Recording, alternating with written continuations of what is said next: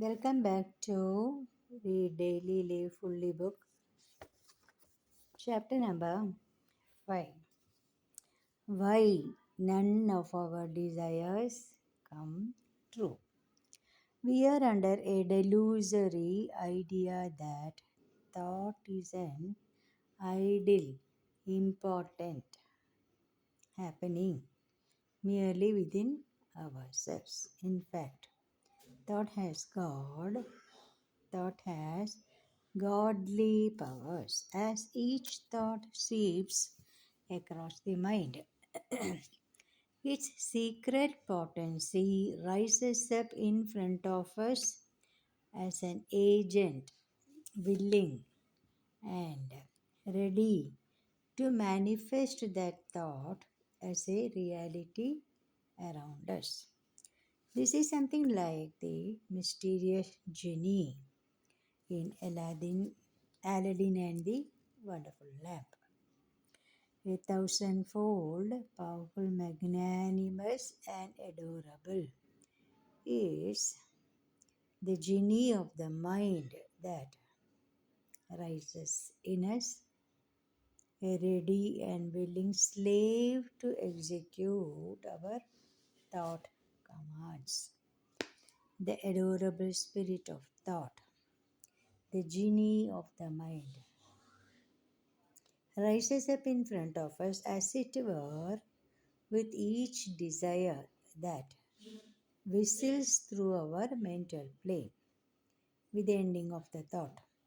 The genie, with faithful anxiety and sincerity, turns upon his heels to sail forth to execute the order given by man's conscious mind.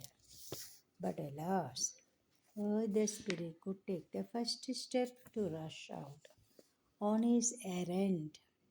Another thought, wave of desire, has risen up in the inner world, calling the genie back to take more orders. And at the command of the mind, it revolves round its heels again to face its master. Sad indeed is the plight of this godly agent, the presiding deity of the human mind.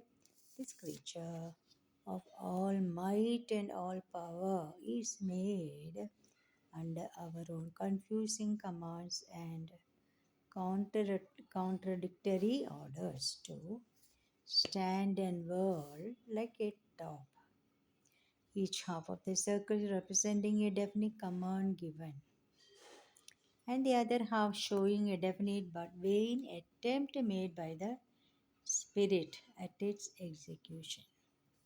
But the desire power does not allow it any chance at all to fulfill itself. If you start from your home to the office and on your way, allow yourself to be a slave to your own indecisions and thus start walking forward within bracket as the thought of duty calls you officewards and backward within bracket when the thought of the joys of idle sleep pass through your mind. Then, even late at night, you shall still be walking, having reached neither the office nor the home. Yoga, viewed in this sense, is a technique of controlling, conserving, and preserving, and directing the mental dynamism through a chosen channel of application.